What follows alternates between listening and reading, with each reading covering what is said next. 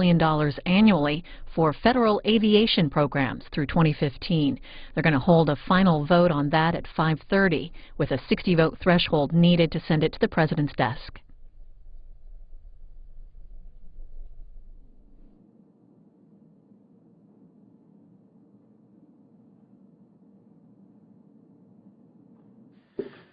The Senate will come to order. The chaplain, Dr. Barry Black, will lead the Senate in prayer.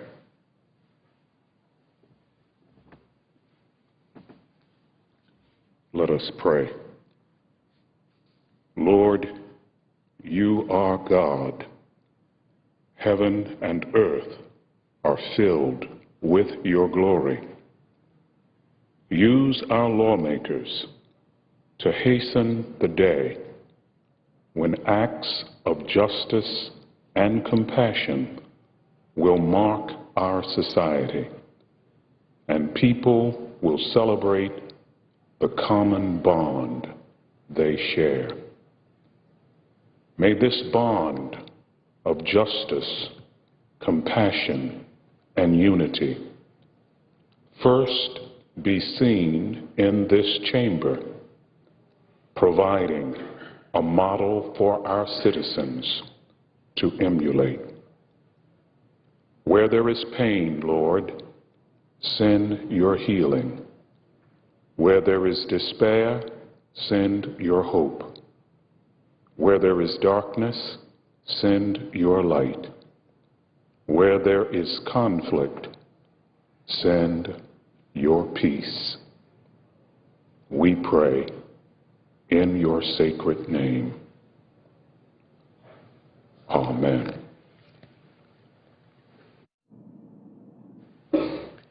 Please join me in reciting the Pledge of Allegiance to the flag.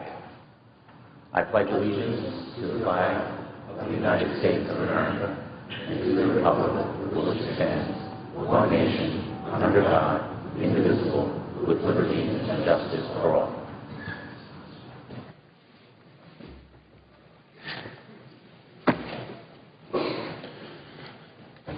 The clerk will read a communication to the Senate. Washington, D.C., February 6, 2012. To the Senate. On the provisions of Rule 1, Paragraph 3 of the Standing Rules of the Senate, I hereby appoint the Honorable Richard Blumenthal, a senator from the state of Connecticut, to perform the duties of the chair. Son Daniel K. Inouye, President pro tempore. Mr. President. The Majority Leader. Following leader remarks, the Senate will be in a period of morning business until 3 p.m. today. Following that morning business, the Senate will begin consideration of the conference report on the FAA Reauthorization Act. At 5:30, there will be a roll call vote on adoption of that conference report. Mr. President, S. 2064 is now due at the desk and due for a second reading. The clerk will read the title of the bill for the second time. S. 2064, a bill to amend the Internal Revenue Code of 1986 to terminate certain energy tax subsidies and lower the corporate income tax rate. Mr. President, I would object to further proceedings with this bill at this time. The objection having been heard, the matter will be placed on the calendar. Mr. President, today I'm pleased that the Senate will pass the Aviation Jobs Conference Report. This measure is the first long-term reauthorization of the Federal Aviation Administration in almost 5 years. The FAA has worked under 23 short-term extensions since 2007. In fact, the FAA was shut down last year. That's right, workers were furloughed and construction airports terminated. The 4-year compromise we'll pass this evening didn't give everyone everything they wanted. But that's the way legislation is, Mr. President. But it will finally give the FAA the ability it needs to properly maintain a world-class air travel system. The Aviation Jobs Bill will also create thousands of jobs, about 300,000. It will protect airline workers and improve safety for travelers. This legislation will create badly needed jobs, and it will give the FAA the ability to finally upgrade the country's air traffic control system. Today, America relies on World War II-era technology to track aircraft and to guide them to safe landings. An upgrade to modern satellite technology is long, long overdue. The Aviation Jobs Bill will finally make that critical investment possible. It It will invest more than $24 billion in airports and runways across the nation and on modern air traffic control equipment. I'm very happy that Democrats and Republicans were finally able to reach this compromise.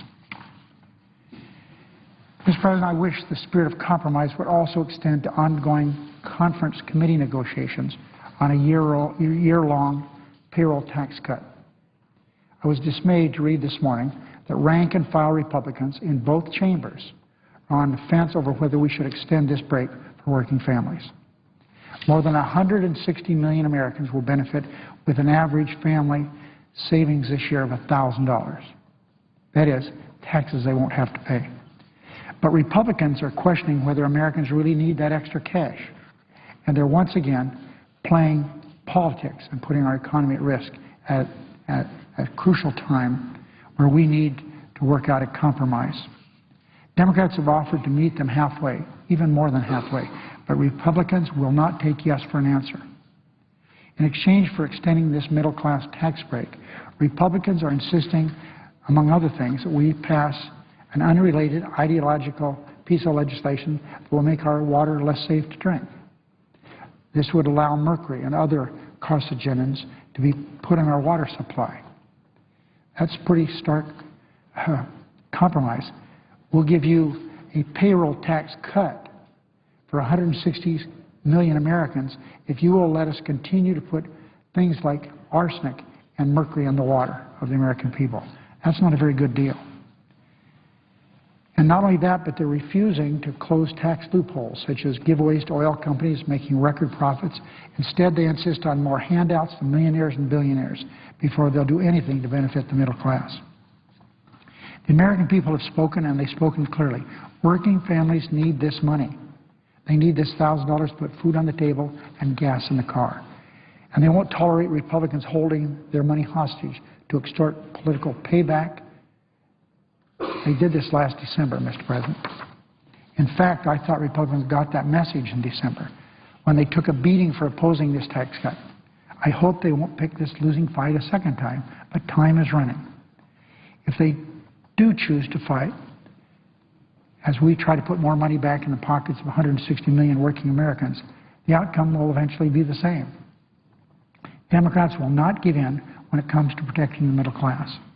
That's why we will prepare a fallback plan in case Republicans refuse to cooperate. Our legislation will prevent a tax hike on middle-class families, extend unemployment benefits, protect seniors on Medicare from losing their doctors, and extend expired tax provisions. And it will be free of unrelated ideological legislation designed to please the radical right. Stopping a $1,000 tax increase on virtually every American family is too important to be bogged down with sweeteners for the Tea Party. Senate Democrats will be prepared to act with or without Republican cooperation. Republicans must make a choice. They can force a $1,000 tax increase on American families to strengthen the Tea Party, they think, or they can compromise to strengthen the middle class. The choice is theirs. Would the chair announce the business of the day?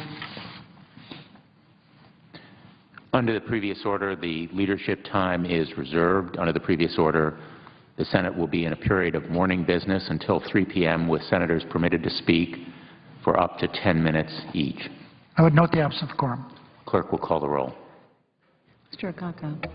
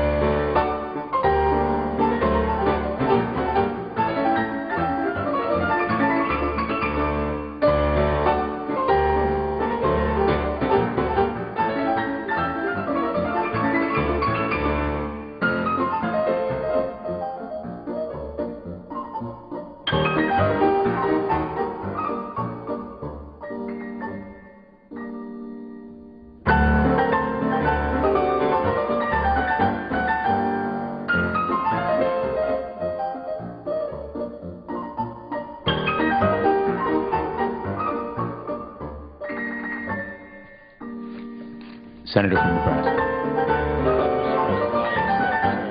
Unanimous consent that the quorum call be set aside. Without objection. Mr. President, I come to the floor today to talk about an issue of paramount importance to our country, the issue of religious freedom. Our great nation was founded on religious freedom. This liberty is at the very core of our government. It has been a significant part of our heritage since this land was first settled. And it's a freedom that sets us apart from many countries around the globe. The framers of our Constitution rightfully recognize that an individual's religious liberty and conscience is above any regulation, any legislation. One of the chief authors of that guiding document, James Madison, declared, and I'm quoting, "Conscience is the most sacred of all property," unquote. Thomas Jefferson said, and again I'm quoting, "No provision in our Constitution ought to be dearer to man than that which protects the rights of conscience against the enterprises of the civil authority," unquote. These fundamental values are part of the fabric of this great nation. It's no coincidence that it's the first freedom in the Bill of Rights. It's a core value. It's an inalienable right. So that means as public servants, it is our utmost duty to protect this American freedom. When I was sworn in as a United States Senator, I, like my colleagues, took an oath to uphold the Constitution. We all believe strongly in that oath. And I take seriously my commitment to uphold the values and the freedoms that our forefathers fought to establish and that generations of heroes have died defending. That's why today I am devastated to see this very freedom, the heart of our Constitution, being so completely ignored. The President has taken an unprecedented step in the wrong direction, grossly misusing authority to implement the new health care law. This administration has refused to exempt religious institutions that serve the public good from mandates in the law that go against their strong beliefs and their values and the values of our nation. Last August, in an interim final rule, the Department of Health and Human Services announced what free preventative services all new health insurance plans would be required to provide under the law, and that those services must include contraceptives and controversial drugs like the so-called morning after pill. With that mandate, the agency included a supposed religious exemption. But upon reading that, it was clear that that was simply unacceptable. It is so narrow that the vast majority of religious hospitals and universities, businesses, social services, and charities are still very clearly required by law to comply with the mandate. Many of these organizations have strong faith-based missions and deeply held convictions, yet they don't fall under the exemption. In other words, their government is compelling Americans to act against their constitutionally protected moral and religious convictions. Well, since that announcement, hundreds of religious organizations have raised their voices, and I've heard from countless Nebraskans. I held a roundtable back in Nebraska where this was the topic of the discussion. 26 of my colleagues joined Senator Hatch and I in sending a letter to the administration condemning this sweeping mandate. We asked them to redraft the regulations so it's consistent with long-standing constitutional principles. Despite these strong efforts, just recently we learned that our passionate concerns had been dismissed. Very disappointingly, the administration has announced that they will move forward with the August interim rule. And under the guise of compromise, they announced that religious organizations would have an additional year before the mandate was enforced. In other words, after Election Day. The head of the Diocese of Lincoln, a man I have great admiration for, Bishop Fabian Breskowitz, called the administration's extension a, quote, active mockery, unquote. Americans are not fooled by this nonsensical extension. The issue is not that religious groups have time to comply. That's not the issue. It's that they're being forced to provide coverage that goes against their conscience, their religious beliefs, their moral beliefs. Bishop Breskowitz went on to warn, quote, our American religious liberty is in grave jeopardy, unquote. The bottom line is that by issuing this decision, this administration has ignored the most sacred of all American freedoms. Just a week before this announcement, the Supreme Court unanimously affirmed the core constitutional principle of religious liberty in Hosanna Tabor decision. The court held that churches and other religious groups must be free to choose their leaders without government interference. Yet the administration has clearly come out on the other side of our Constitution. Now, during the health care debate, we heard something vastly different. The President repeatedly promised the opposite. He pledged that the new health care law would not weaken long-held life and conscience protections. In his public statements about the health overhaul, he vowed, quote, federal conscience laws would remain in place, unquote.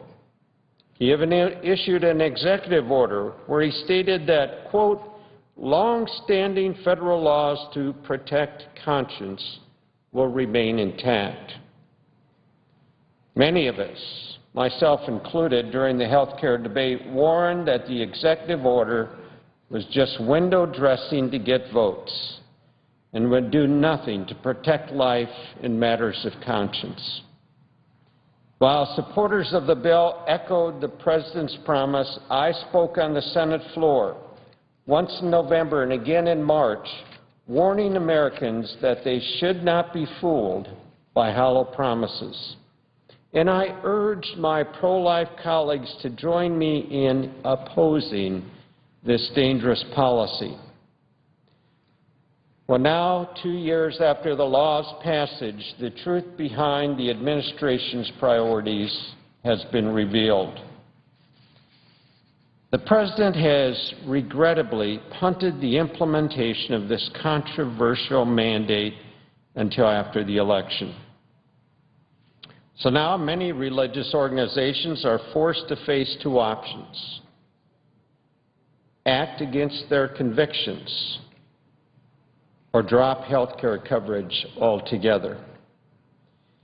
This decision comes from an administration that granted over 1,700 health plans with waivers from the law's major provisions, many of those to unions. A total of 4 million people, including select businesses and unions, have benefited from the waiver process. The administration has gone out of its way to guide its friends around the onerous mandates of this flawed policy. Yet this same administration is unwilling to protect a fundamental constitutional freedom by simply crafting a reasonable exemption for religious organizations. Would Presidents Thomas Jefferson or James Madison have forced vast swaths of society to take action against their conscience? The answer is a resounding and obvious no. This political posturing is obvious and it's appalling. This political maneuvering comes at a heavy cost for many Americans. It is a breach of values and beliefs.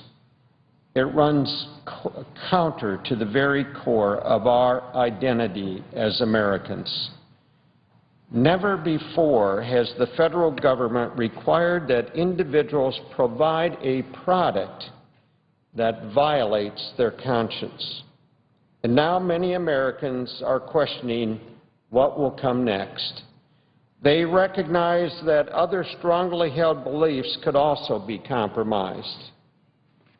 I'm not alone in being deeply troubled by this administration's complete disregard of the liberties in our Constitution. It is these liberties that make our country great.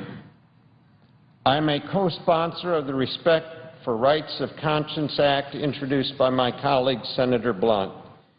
This legislation would reverse the administration's massive overstep and ensure that all conscience rights are protected. I will do everything in my power to push this to a vote. We must act to right this wrong. We must ensure that America's values are not compromised. We must protect religious liberty. We all took an oath to do so. I am confident that with prayer and persistence, we can reverse this course. I yield the floor. I suggest the absence of quorum. Clerk will call the roll. Mr. Akaka.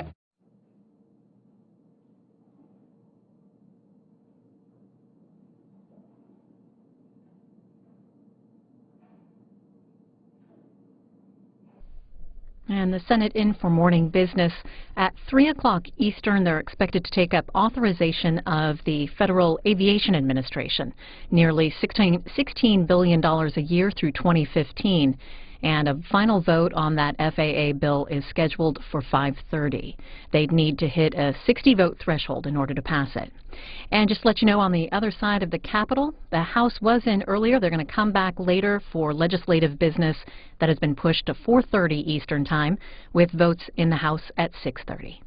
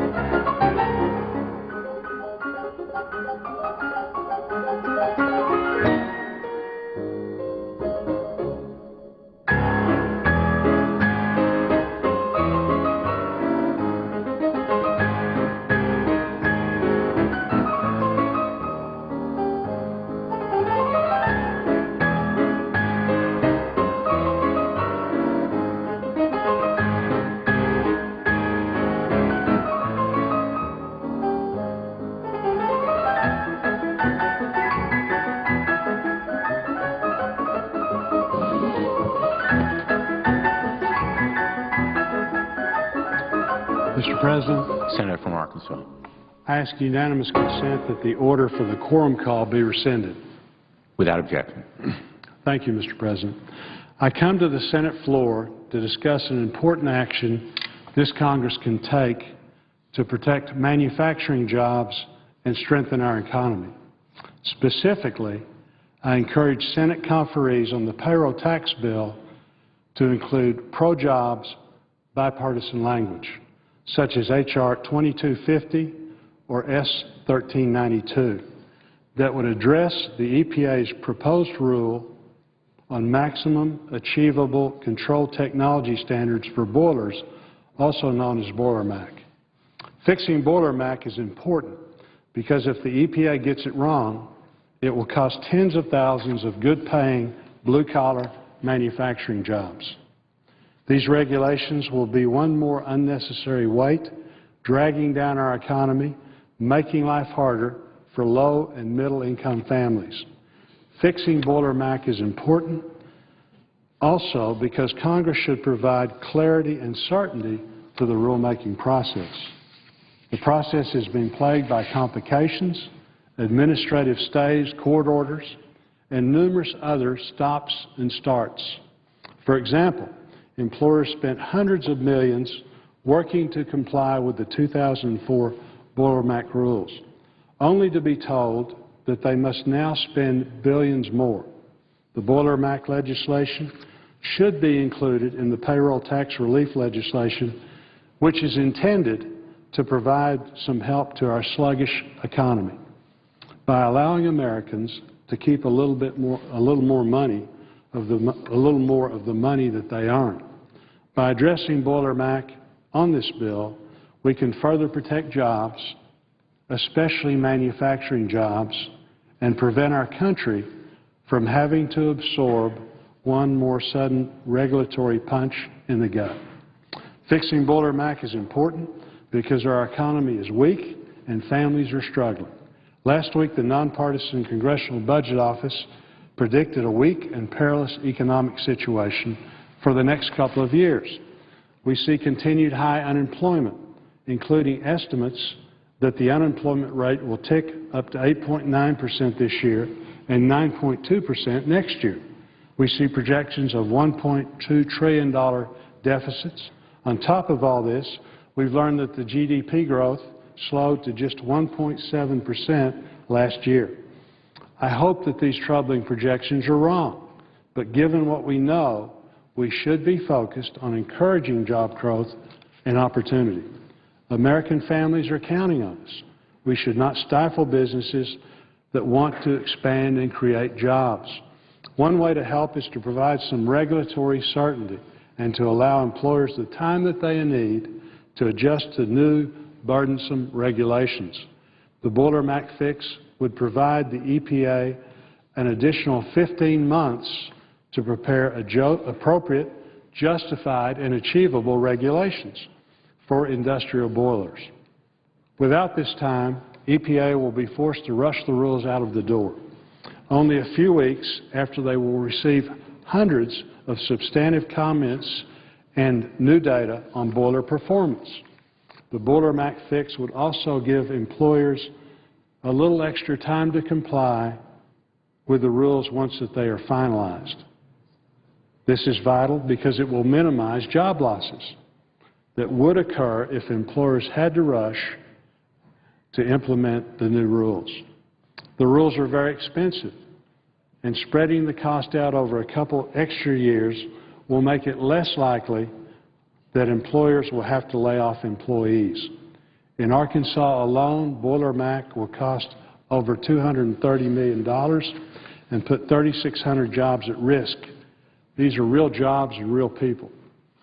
I shake their hands and I hear their serious concerns when I visit communities like Pine Bluff, Arkansas, or Howard County, Arkansas. In our state, the proposed Boiler MAC rules will especially harm employers with units that burn solid fuels such as biomass. The Boiler MAC fix would help by stating that materials like renewable biomass that have been used for fuel for decades should remain classified as fuel and not reclassified as solid waste. We should be encouraging the use of renewable biomass, not discouraging. Sending biomass to a landfill makes absolutely no sense when we can use its power for our industries and create jobs. The potential harm to renewable carbon-neutral biomass is very bad for Arkansas, but it's not just our rural states with significant biomass that will be harmed. Boiler MAC will hit all states, large and small, rural and urban. For example, in Pennsylvania, it will cost over $751 million and put over 12,000 jobs at risk. In Montana, it will cost $32 million and put over 500 jobs at risk. In Maryland, it will cost over $195 million and put over 3,100 jobs at risk. In Rhode Island, it will cost $19 million and put hundreds of jobs at risk. In Wyoming, it will cost over $155 million and put over 2,400 jobs at risk. Some of the hardest hit states include North Carolina, Ohio, Michigan, Indiana, Pennsylvania, Louisiana, Wisconsin, Virginia, Illinois, and Minnesota. Several states will see more than 12,000 jobs put at risk. In Arkansas, the expense and uncertainty created by these rules will force some employers to scale back.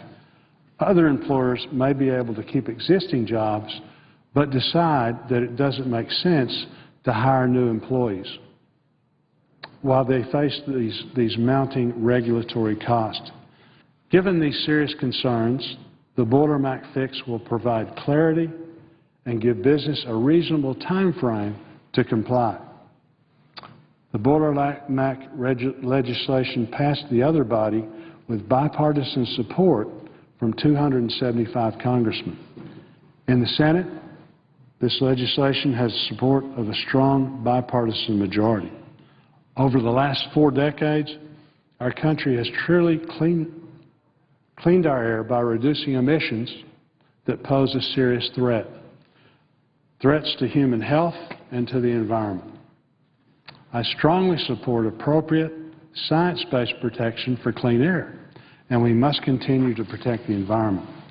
The public will continue to support appropriate protections for clean air, especially if this Congress takes a reasonable approach and gives the EPA the time that it needs to develop rules that are achievable, that can be implemented on a timeline that will protect important manufacturing jobs throughout our country. For these reasons, I urge the Senate conferees on the payroll tax bill to include the Boiler MAC fix. I also ask my colleagues to let the conferees know how important that this issue is. Together we can help create opportunities and protect these important, high-paying manufacturing and other blue-collar jobs. Thank you, Mr. President. I suggest the absence of a quorum. Clerk will call the roll. Mr. Akaka.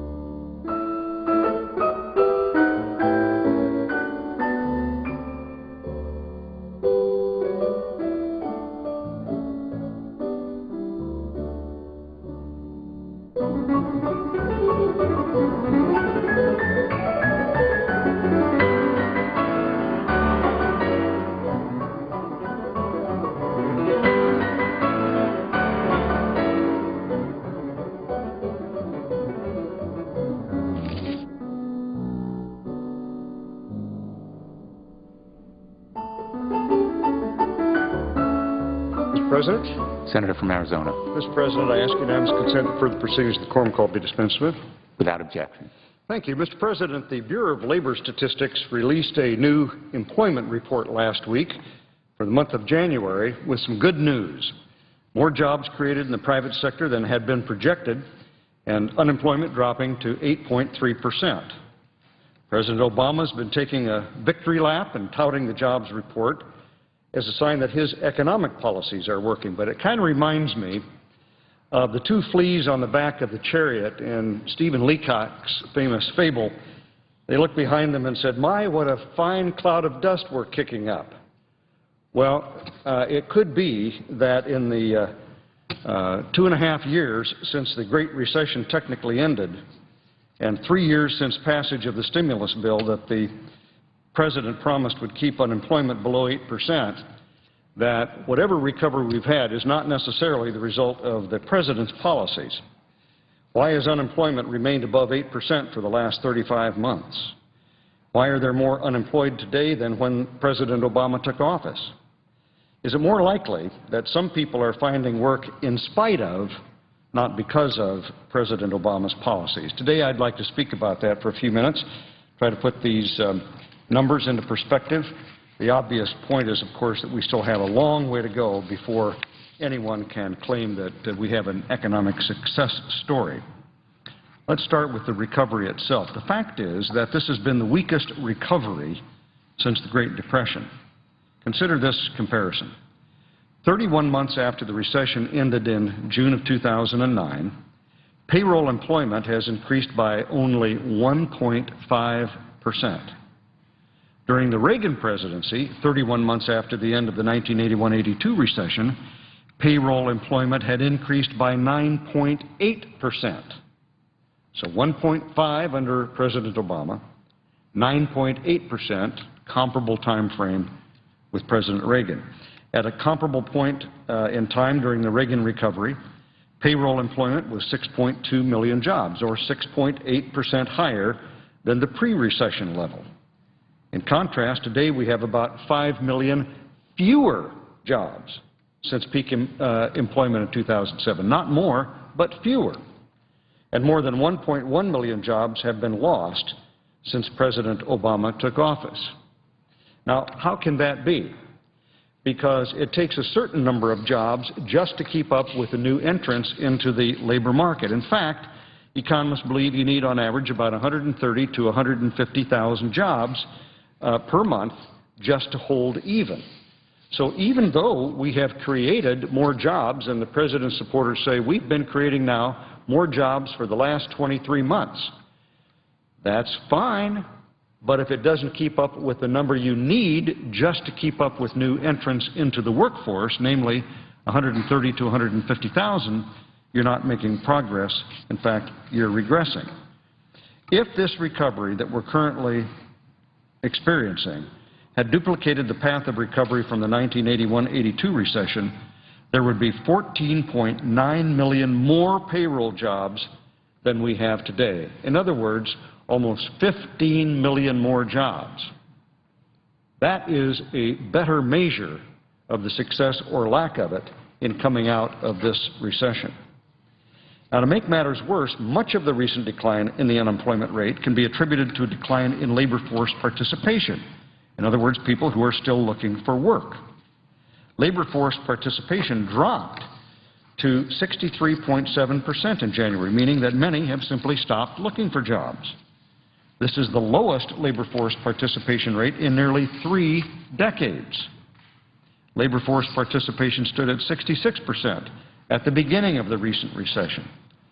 If the rate had remained at the pre-recession level, the unemployment rate today would be approximately 11.4%. In other words, more than 3 percentage points more than it is today is accounted for the fact that that many people have simply stopped looking for work. And according to many economists, this is a better measure of the true employment situation in the country. A commentator on one of the news shows yesterday that I heard gave this analogy. If we heard that fewer people, elderly people in America were sick, we would initially at least think that was really good news. But if the reason there are fewer sick people is that more of them have died, we wouldn't think it was a cause for celebration. And that's the problem here. Too many people have just decided that it's not possible for them to get a job, and they're going to stop looking. Finally, the underemployment and long-term unemployed situation. The plight of the folks that have been unemployed for a long period of time, or those who are underemployed, they have a job but they could be getting something that pays more, has really not changed. These are the Americans who want good jobs. And in the latest report, the number of those who have been unemployed for 27 weeks or more was hardly changed at 5.52 million people, accounted for almost 43% of the unemployed population. Those are the folks who are really hurting. The underemployment rate, which includes part-time workers who would like to have full-time work and those who want to work but have given up looking, has remained largely unchanged, dropping only from 15.1 to 15.1% from 15.2%. Now, I say all of this, Mr. President, not to pile on President Obama, and certainly not to denigrate the fact that we finally have a little bit of good news coming out of the economic picture, but rather to make the point that the employment numbers from 1 month, last month, hardly tell the whole story. We have to have better pro-growth policies if we're really going to have a stronger economy, if we're going to create more jobs and, over the long term, improve the employment opportunities for all Americans who want work. It was very disappointing, therefore, for the President to have rejected the Keystone Pipeline. That's a project that would have created as many as 343,000 private sector jobs, according to the Congressional Research Service, and all of that without having cost the taxpayers a dime. We also need to consider how the policies of the last 3 years, which include the exploding debt and the massive new taxes and regulations that are contained in Obamacare and the so-called financial reform bill, have put a drag on the economy. It's increased uncertainty for job creators, and it's actually weakened the economic recovery. If President Obama wants to continue any jobs momentum, I believe he ought to reconsider his position on the tax hikes coming at the end of this year. They're automatic. If we don't do anything, taxes will go up on everyone next January 1st. The largest tax increase in the history of our country, over $3.5 trillion. Will businesses want to expand and hire new workers in the face of a tax increase that size over the next 10 years?